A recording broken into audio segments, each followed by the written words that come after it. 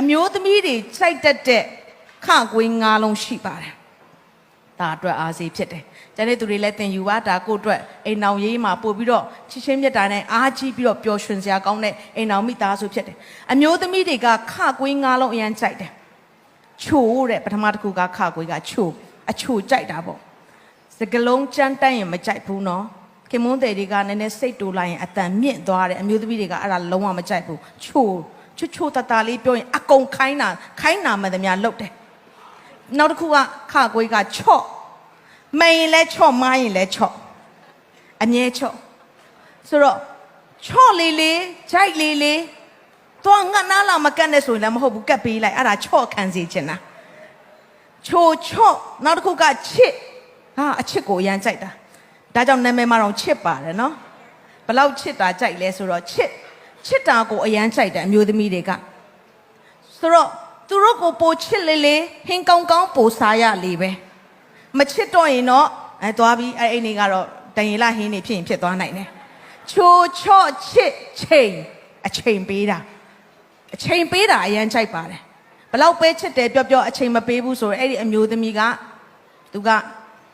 နာကျင်မှုတွေပဲခံစားသွားရလိမ့်မယ်ဒါကြောင့်အမျိုးသားများပတ်စံပေးုံနဲ့မချင်တဲ့အချိန်ပေးတတ်ဖို့လည်းလိုအပ်တယ်ချိုချော့ချစ်ချိန်နောက်တစ်ခုကချီကျူးတယ်မြောက်သားကြိုက်တယ်ပေါ့နော်အမျိုးသမီးတွေကမြောက်ပြီးပြောလိုက်ပြီးဆိုရင်အရန်ကြိုက်တယ်သူတို့ကိုမင်းကကဘာပေါ်မှာအလှဆုံးဖြစ်တယ်ဆိုရင်အရန်သဘောကျသွားပြီ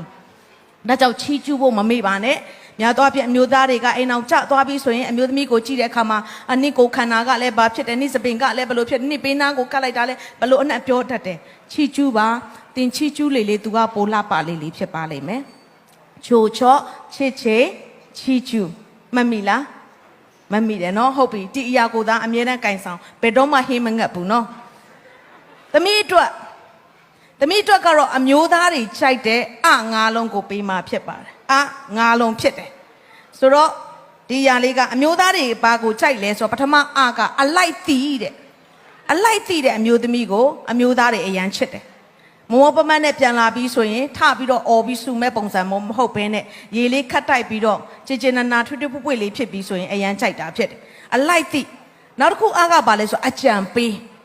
သူပြောသမျှပဲကောင်းငုံနေတာမဟုတ်ဘဲနဲ့သူ့အတွက်အကောင်းဆုံးသောအကြံဉာဏ်ကိုပေးနိုင်တဲ့အမျိုးသမီးကိုအမျိုးသားတွေကပို့ပြီးတန်ဖိုးထားတာဖြစ်တယ်ဒါကြောင့်အလိုက်တီးအကြံပေးနောက်အားတစ်ခုကအမေလိုပြုစုတာမိခင်လိုဟောင်းပွားလောက်တာမဟုတ်ဘူးနော်အမေလိုတော့အမေလိုပဲဒါပေမဲ့မှန်ကန်တဲ့နီးလန်းတော့မဟုတ်ဘဲနဲ့အမေတယောက်ထပ်တိုးသွားတာမျိုးဖြစ်သွားတတ်တယ်သူတို့